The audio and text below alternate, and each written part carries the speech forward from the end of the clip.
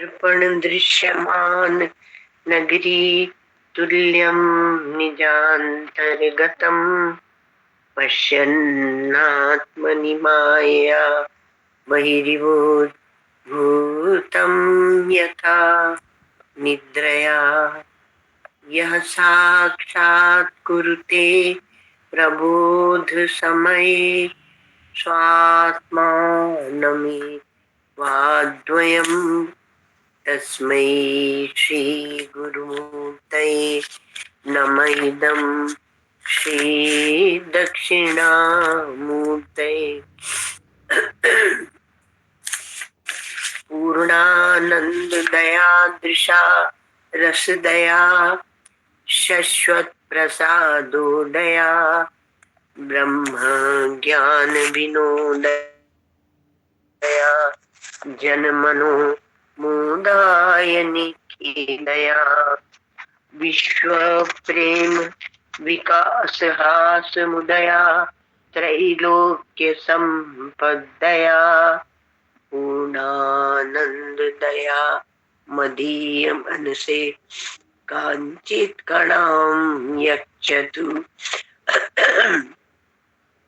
अखंडानंद संबोध पूर्तये ब्रह्ममूर्तये सुधास्मित समाश्लिष्ट नेत्रांत स्फूर्तये नमः। ओम शंकरं शंकराचार्यं केशवं बादरायणं सूत्रभाष्य कृतो वंदे भगवन्तौ पुनः पुनः। ईश्वरो गुरुरात्मेति मूर्तिभेद विभागिने व्योमवद्व्याप्त देहाय दक्षिणामूर्तये नमः।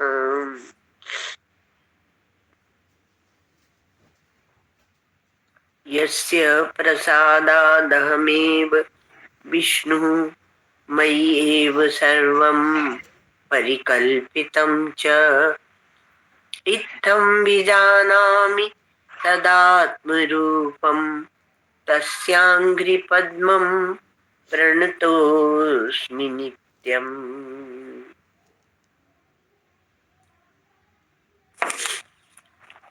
तो ये हम लोग 13 पाठ पढ़ चुके। वो 13वां जो था वो अध्यास को लेकर था, इसलिए हम लोगों ने थोड़ा ज्यादा समय दिया। 14वां अभी चुटकी में पूरा हो जाएगा। किसमें? चुटकी में क्योंकि ये चौथा ये अभी प्रपंच को लेकर ही है। पहले हम लोग देखते आए थे प्रपंच को लेकर तो प्रपंच का मिथ्यापना और ये सब जो थे उसी में अध्यास आ गया। अब ये प्रपंच को लेकर है और इसमें ज्ञानी के कर्म की निवृत्ति। तो पूछा गया कि कर्म किसे कहते, तो गुरु ने कहा कि शरीर वाणी और मनसा वचसा कर्मणा। पर यहाँ पर क्या है? शरीर वाणी और मन की जो क्रिया होती है उसे कर्म कहते हैं। तो पूछा कर्म कितने प्रकार के होते हैं? तो उत्तर दिया गुरुजी ने कि एक संचित कर्म होता है, एक प्रारब्ध कर्म होता है, एक क्रियमाण कर्म होता है और एक आगामी कर्म होता है। तो उसमें यदि हम आगामी कर्म को क्रियमाण के साथ रख देते हैं तो 3 प्रकार के भेद हो जाते हैं। क्या? संचित, प्रारब्ध और क्रियमाण। तो ये 3 प्रकार के कर्म होते हैं। तो संचित किसे कहते हैं? तो कहा कि जो पूर्व में अनेक अतीत में पूर्व में जो हमने अनेक जन्मों में, पूर्व के अनेक जन्मों में जो कर्म किए हैं संचित करके, और उस कर्म को संचित कर्म कहा जाता है। जैसे कि हम उसमें अपने बैंक में कर दें डिपॉजिट, तो डिपॉजिट जो होगा वो संचित कर्म होगा, तो उसको संचित कर्म कहते हैं। और प्रारब्ध किसे कहते हैं? तो का प्रारब्ध है कि अनेक, जो बहुत बड़ी राशि एक ढेर है संचित कर्म की, तो उसमें से परिपाक दशा को प्राप्त हुए जो कर्म होते हैं, और उसमें एक ईश्वर की इच्छा भी होती है। ये बहुत बड़ी चीज है, ईश्वर की इच्छा, उसको लेकर वर्तमान देह का आरंभ किया जाता है। तो उसको लेकर जो वर्तमान देह का आरंभ करने वाले जो कोई कर्म है, उनको उन संचित कर्म नहीं, वो प्रारब्ध कर्म है। तो बहुत सारे संचित कर्म है, और उसमें से कुछ परिपाक दशा को प्राप्त होते हैं। अब इतने सारे, इतना ढेर है, उसमें अच्छा बुरा सभी होगा, है ना, अनेक जनों का। पर ईश्वर ने करुणा करके और वर्तमान देह को आरंभ कर दिया, तो इसलिए वो संचित कर्मों से निकाले हुए वो प्रारब्ध कर्म कहलाते हैं। और इन कर्मों के कारण वर्तमान देह में हम सुख दुख आदि का भोग भोगते हैं। तो सुख दुख आदि देने में आते हैं, और वो कर्म उसके निमित्त रूप बन जाते हैं, उनको प्रारब्ध कर्म कहते हैं, है ना। कभूक करी करुणा नर देही, देत ईस बिनु हेतु सनेही। तो वो ईश्वर की एक कृपा है, वो ईश्वरानुग्रह देव, ईश्वर के अनुग्रह से हमें ये मनुष्य का देह मिलता है। मनुष्यत्व मुमुक्षुत्व महापुरुष संशय। तो अब कहा कि ये हो गए प्रारब्ध कर्म। तो क्रियमान कौन से है? तो ज्ञान होने के बाद, अथवा तो ज्ञान होने के थोड़ा पूर्व, जो वर्तमान देह में हम मृत्यु पर्यंत कर्म करते रहते हैं, उन कर्मों को क्रियमान कर्म कहा जाता है। तो भाई ये प्रश्न उठा कि ज्ञानी के बोलते हैं कि कर्म नष्ट हो जाते हैं, तो ज्ञानी के कर्म कैसे नष्ट होते? विद्यते हृदय ग्रंथि छिद्यन्ते सर्व संशयाः, क्षीयन्ते चास्य कर्माणि तस्मिन् दृष्टे परावरे। तो सब कर्म, सर्व कर्म समाप्त कैसे हो जाते हैं? कर्म की निवृत्ति किस प्रकार से हो जाती है? तो कहा कि गुरुजी ने कहा कि ज्ञान से जो अज्ञान का आवरण है, वो उसकी निवृत्ति हो जाती है, और उसकी निवृत्ति हो जाने से, आवरण की निवृत्ति होने से, उसी आवरण को लेकर, उसी आवरण मतलब ज्ञान का जो आच्छादक, ज्ञान का जो आवरण माने आच्छादक, पर्दा, उसी को अविद्या भी कहते हैं, अज्ञान भी कहते हैं। तो उसकी आवरण की निवृत्ति होने से उसकी अविद्या की निवृत्ति हो जाती है, और उसी अविद्या को आश्रय करके ही सब संचित आदि कर्म कहते हैं। तो पूर्व के अनेक जन्मों में किए हुए कर्म वो रहते हैं, तो उनकी निवृत्ति हो जाती है, क्योंकि उनका आश्रय ही छीन दिया गया, तो गए उसी के साथ, हो आश्रय के साथ में वो भी उड़ गए, तो उनकी निवृत्ति हो जाती है। तो संचित कर्म से अज्ञान की आवरण शक्ति माने अंश, जो आवरण शक्ति जो आश्रय बनती है, वो आश्रय में रहते हैं। सब ढेर सारे संचित कर्म उसी के आश्रय में रहते हैं। ज्ञान होने के पूर्व और बाद ये जन्म में किए हुए कर्मों को हम मैं बाद में क्या होता है, ज्ञान हो जाने के पूर्व और बाद। तो पहले क्या है, मैं अकर्ता हूँ, मैं अभोक्ता हूँ, मैं असंग हूँ और मैं ब्रह्म हूँ, ये निश्चय हो जाता है। ज्ञान होने से ये निश्चय हो जाता है और निश्चय होने से ज्ञान के बल से ही स्वयं में रहे हुए जो भ्रमजन्य जितने कर्म हैं तो उनका नाश हो जाता है, नाश हो जाता है। और बताए, और वहां राग द्वेष का अभाव हो जाता है। और राग द्वेष का अभाव होने से वो कर्म करते हुए भी जैसे जल में कमल रहता है वैसे वो कर्म होते हैं और इसीलिए उनका ज्ञानी को स्पर्श नहीं होता। ब्रह्मण्याधाय कर्माणि संगम त्यक्त्वा करोति है, लिप्यते न स पापेन पद्म पत्रम इवाम्भसा। गीता में भगवान ने कहा कि ब्रह्म में आधान करके जो कर्म किए जाते हैं और उनमें संग नहीं है, संगम त्यक्त्वा, तो लिप्यते न स पापेन, वो उसके पाप से कर्म करने का जो पाप है अविद्या जनित, उससे वो लिप्त नहीं होता क्योंकि अविद्या ही चली गई है। तो ज्ञानी से होने वाले जो क्रियमाण कर्म है उनका क्या होता है, तो कहा उनका जो क्रियमाण माने आगे किए जाएंगे या वर्तमान में हो रहे हैं, तो उन कर्मों का क्या होता है, उनका फल किसी को मिलता है कि नहीं। क्योंकि कहते हैं कि अवश्य में भोक्तव्यम कृतम कर्म शुभाशुभम, शुभ या अशुभ कर्म हो उसका फल तो मिलता ही है। तो ये जब कर्म हो रहे हैं तो उनका फल मिलता है कि नहीं।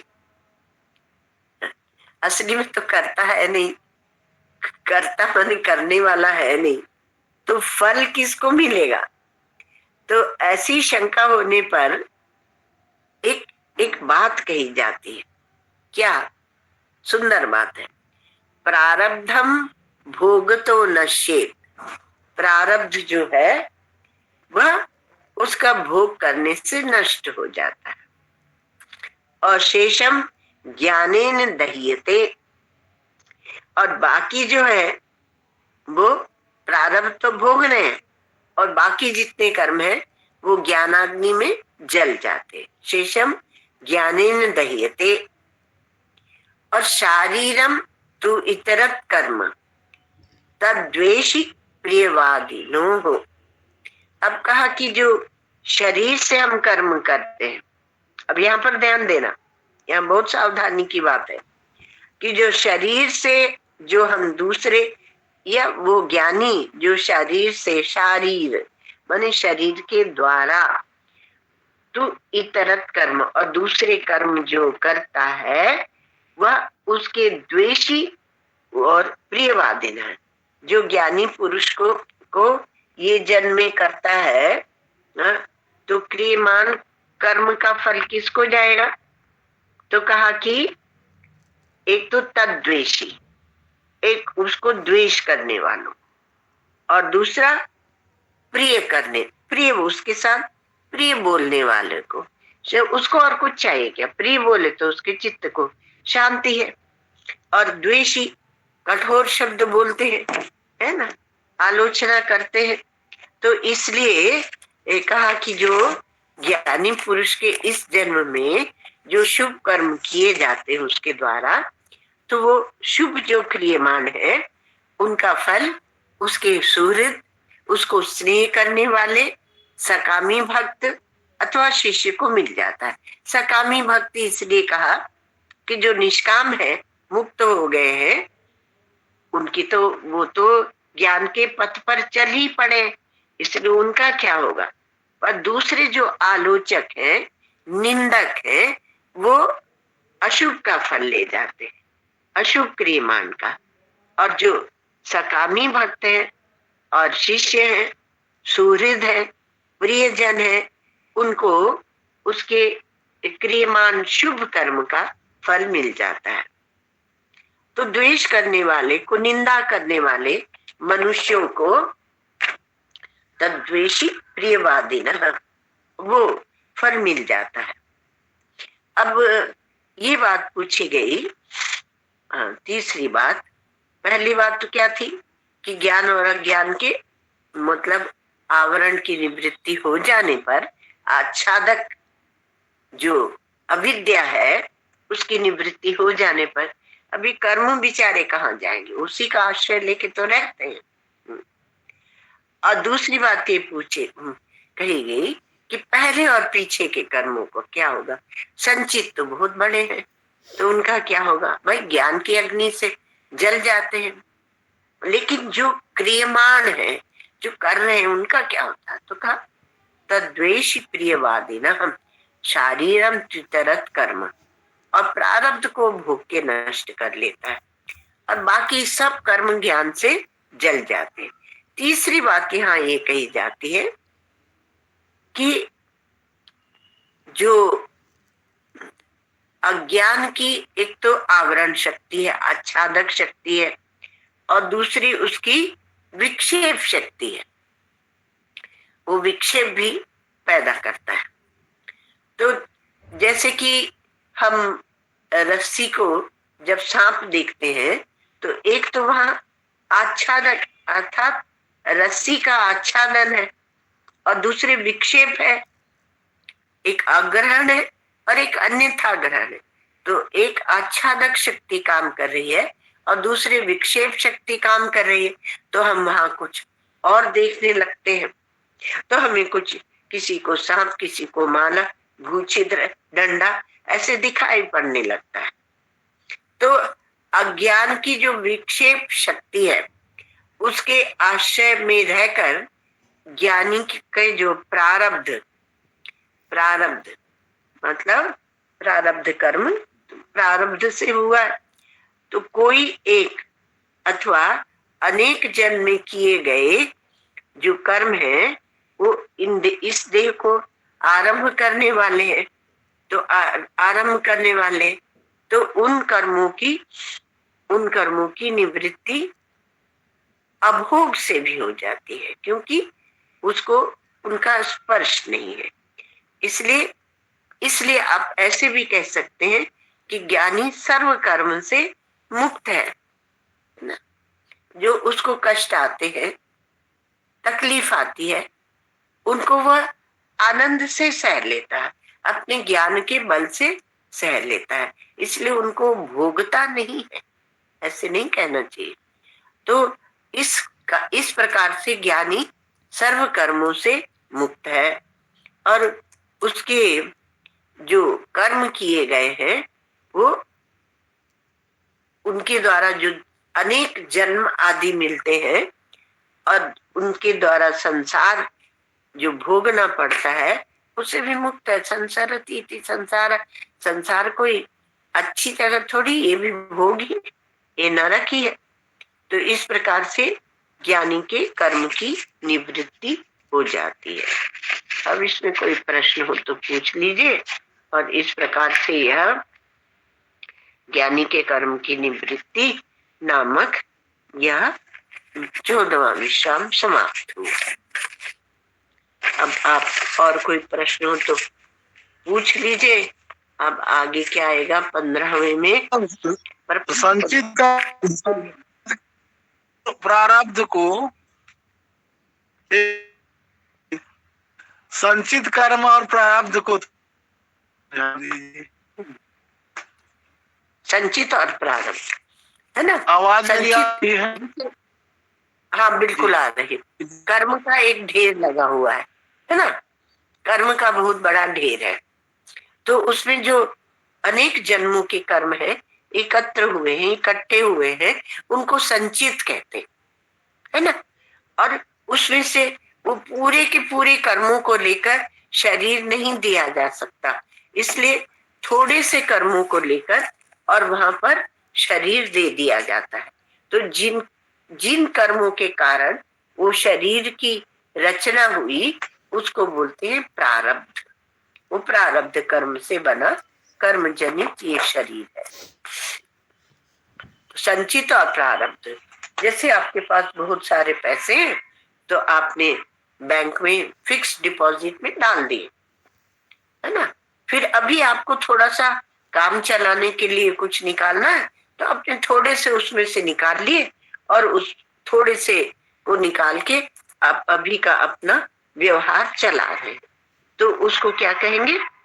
संचित तो है ही, जो बैंक में पड़ा है बैंक बैलेंस वो तो है ही, वह थोड़े से काम करने के लिए, व्यवहार के लिए आपने इस जीवन पर्यंत के लिए, इस आयु या देह के लिए निकाल लिए।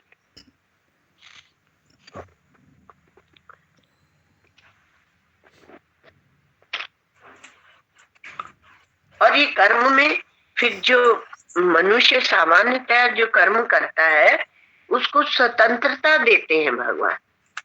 वो ऐसे करे कि वैसे करे कि नहीं करे, कर्तुम अकर्तुम अन्यथा व कर्तुम शक्य, ये स्वतंत्रता मनुष्य को दी हुई है।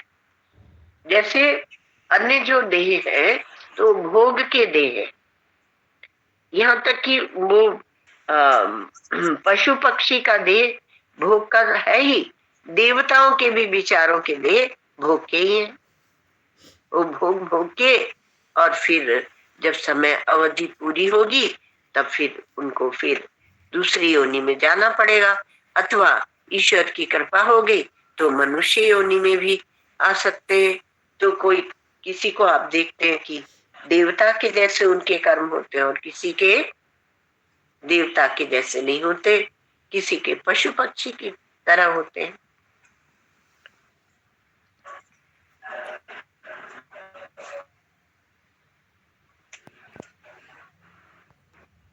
सबसे बढ़िया भगवान का नाम लेना चाहिए, उससे अच्छा और कुछ नहीं है, और सबसे सुंदर कर्म भी वही है।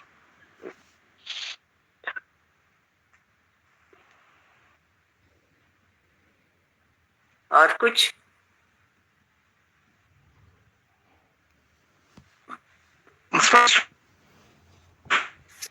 नारायण माँ। हाँ पूछिए। प्रणाम माँ। ओम नमो नारायण। हाँ मणि दीदी आप पूछना चाह रही हैं तो आप पूछिए। नहीं, मैंने बस प्रणाम बोला, मैं क्या बताऊं मुझे। अच्छा। कुछ दिमाग में क्वेश्चन था भी तो निकल जाता। ओम नमो नारायण माँ। हाँ माँ, हमारे मन में ये कहाँ से आ गया ये पता नहीं, लेकिन ब्रह्म को नित्य कहा और आत्मा को सत्य कहा, तो ये दो वर्ड्स क्यों यूज करे गए अलग अलग? हाँ, नहीं, जो देखो नित्य और सत्य तो बहुत मतलब सुंदर प्रश्न है। तो नित्य और सत्य इसमें क्या है कि ऐसा नहीं कि आत्मा को सत्य कहा और ब्रह्म को नित्य, नहीं, दोनों को ही दोनों कही जाती है। जब हमारे अंदर काल का संस्कार होता है तो उसके लिए एक तो नित्य कहते हैं, अर्थात काल की धारा में जो वस्तु बह रही है किंतु सदा रहेगी, तो उसको बोलते हैं नित्य। और सत्य उसे कहते हैं जो अबाधित है, अर्थात जो सर्वाधिष्ठान है। तो सर्वाधिष्ठान जो है वह तो सत्य है और अबाधित है, काल की दृष्टि से, देश की दृष्टि से, वस्तु की दृष्टि से, सबकी दृष्टि से अबाधित है, अर्थात उसको हटाया नहीं जा सकता, उसका नाश नहीं किया जा सकता, तो वो अबाधित सत्य है ना। और नित्य तब कहते हैं कि जैसे नित्य का किसी के साथ लगा के भी प्रयोग कर लेते हैं, जैसे कूटस्थ, तो एक कूटस्थ है और एक कूटस्थ नित्य है। तो जब कूटस्थ के साथ नित्य लगा देते हैं तो वहां पर उसको एक बल मिल जाता है। और नित्य शुद्ध, नित्य बुद्ध, नित्य मुक्त, तो नित्य शुद्ध बुद्ध मुक्त वो किसे कहते हैं? ब्रह्म को कहते हैं। आत्मा को भी वैसे ही कहा जाता है। तो ऐसा नहीं कि ब्रह्म के लिए तो सत्य कहते हैं, सत्यम ज्ञानम अनंतम ब्रह्म, तो सत्य कहते हैं। तो सत्य में कोई परिच्छिन्नता का लेश मात्र भी नहीं, कल्पना भी नहीं, और नित्य में काल की दृष्टि से वह नित्य है, अर्थात वह काल का संस्कार हमारी बुद्धि में उपस्थित है। और काल का संस्कार है तो भाई वो तो खतरनाक है, काल तो खतरनाक होता है। काल जब अपने अधिष्ठान से एक होके रहता है तब वह आत्मा है, तब वह ब्रह्म है। और जब टुकड़े टुकड़े काल है तो वह टुकड़े टुकड़े कैसे हुआ काल? कहा कि हमारी वासना के कारण। तो हमारी वासना से हम काल के टुकड़े कर लेते हैं, और जब टुकड़े नहीं है तब वह अखंड है। तो अखंड काल वह अधिष्ठान से एक है, और छोटा छोटा जो काल है, टुकड़े काल है, वह हमारी वासना के साथ है। तो इसलिए नित्य जब कहते हैं तो इसको एक ये काल की दृष्टि से बने हैं ये शब्द। तब काल में क्या होता है? काल में पूर्वापर का विचार होता है, और काल में एक धारा होती है। तो उस धारा में वो रहता है, लेकिन रहता ही रहता है, इसलिए उसे नित्य कहते हैं। मतलब आप समझ गए कि वो रहता ही रहता है, पर उसमें इसलिए वो नित्य है, पर वह अबाधित काल या अबाधित सत्य इसलिए नहीं बन पाया है क्योंकि अभी विचार करने वाले की बुद्धि में एक काल का अस्तित्व बना हुआ, काल की धारा बनी हुई है। धन्यवाद माँ। ओम नमो नारायण। नारायण।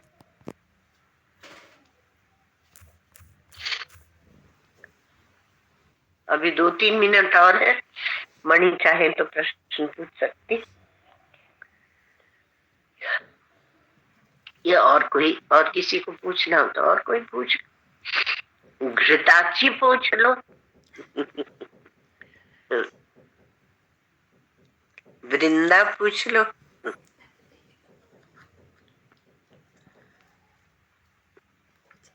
हालत बहुत खराब है हम लोगों की, कोई मना नहीं करते हैं। जो प्रश्न पूछे सुंदर करके। लोग का ठेका तुम नहीं ले सकते। नहीं, मैं अपनी बात बोल रही हूँ। दीपा पूछ लो। हाँ माँ, हम पूछ रहे हैं कि जब हम सत्य चित आनंद या काल से परे ये सब शब्द यूज करते हैं या हम अपने एक्सप्लेनेशन में यूज करते हैं, तो why doesn't the coin drop? Why do we need so much repetition? माना आप शुरू से अध्यास पढ़ा रहे हो, बट मतलब आप महाराज जी के सत्संग से भी है कि okay, these are the factors that come in between our buddhi and all, and these are, these have to be overpowered. But what if the level of मतलब जो हमारा स्तर है of repetition and the coin dropping माने समझ, हाँ, to the ultimate, right? तो why does it take so long? ये तो बहुत बढ़िया प्रश्न है, क्योंकि यदि आप सजगता से सुन रहे हैं,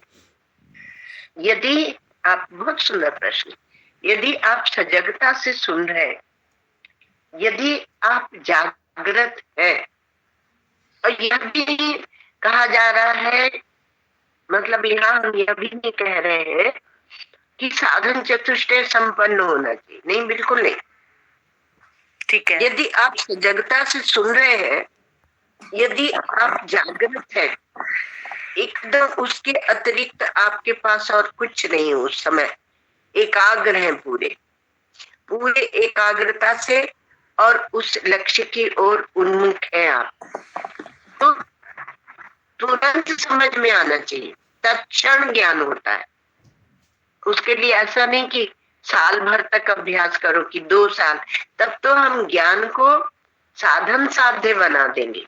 जहां काल बीच में आएगा, काल का व्यवधान बीच में आएगा कि साल भर के बाद या रिपीट करने के बाद, तो वहां हम उसमें फिर से माया में फंस गए जी।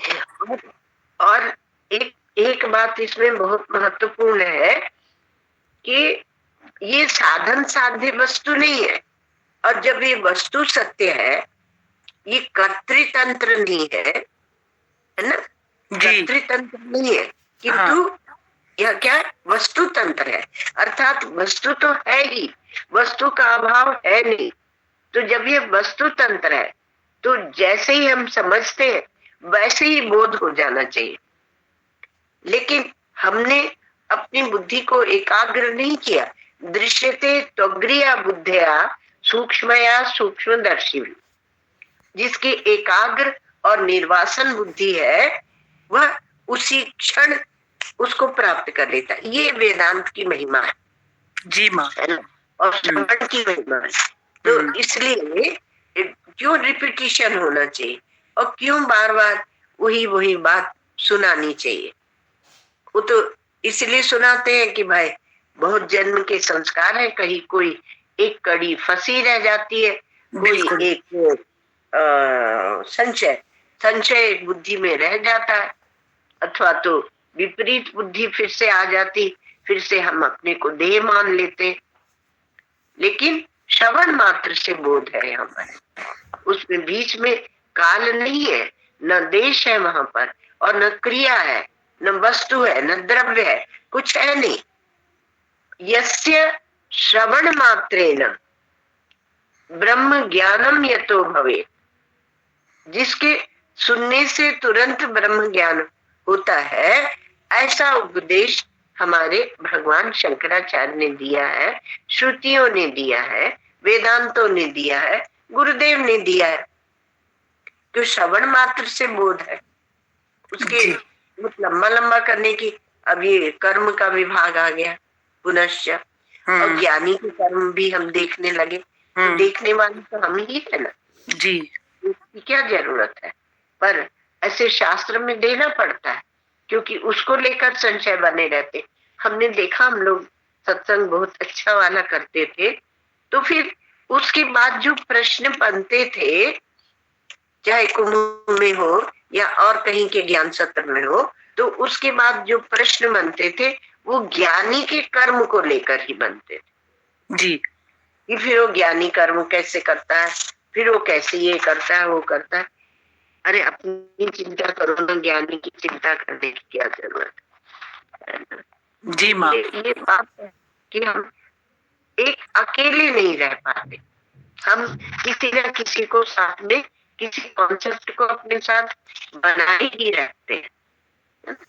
मतलब कॉन्सेप्ट को माने कि हम ये बनाए रखते हैं कि कोई और भी है, और कोई और भी है, तब फिर वो बात नहीं बनेगी जी माँ। आप अकेले खड़े, अकेले एकाग्र जी कहते हैं ना जी, तो आप अकेले खड़े हैं, और वहां पर आपको केवल लड़ रहे किससे, देश से, काल से। वो काल आपको निकलने को खड़ा है, और देश आपको खत्म करने को, मतलब तो ऐसा सोच के जब जिज्ञासु खड़ा होता है, तभी उसको एक बार में ज्ञान हो जाता। नहीं तो सोचता आज नहीं तो कल सुन लेंगे, और अभी सत्संग में नहीं सुना तो कोई बात नहीं, टेप से सुन लेंगे।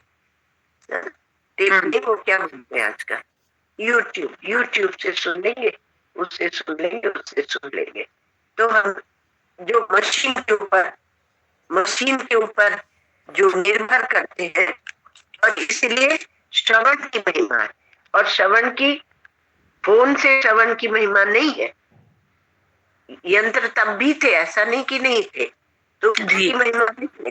साक्षात सामने बैठ के श्रवण करना चाहिए, ये ठीक है, आप ये सुविधा दे दी तो हम खुश हैं कि हमें कोई परिश्रम नहीं करना है। और तद्विधि प्रणिपातेन परिप्रश्नेन सेवया, वहाँ सेवा भी करनी पड़ती है। और हमारे भगवान शंकराचार्य कितनी जगह स्पष्टतया बोलते हैं कि बिना सेवा के, बिना गुरु शुश्रूषा के यह ज्ञान नहीं मिलेगा। कर देते हो तो भाई उसमें कहेंगे तो फिर तो कर्म आ ही गया ना। कर्म की बात नहीं है वहाँ बात है समर्पण। जितना समर्पित होंगे, शरणागत होंगे, उतना ही ये ज्ञान खिलेगा। सुंदर माँ, सुंदर, बहुत अच्छा, रियली। ओम सर्वे भवन्तु सुखिनः, सर्वे सन्तु निरामयाः, सर्वे भद्राणि पश्यन्तु, मा कश्चित् दुःखभाग् भवेत्। असतो मा सद्गमय, तमसो मा ज्योतिर्गमय, मृत्योर्मामृतं गमय। ओम पूर्णमदः पूर्णमिदं पूर्णात् पूर्णमुदच्यते, पूर्णस्य पूर्णमादाय पूर्णमेवावशिष्यते।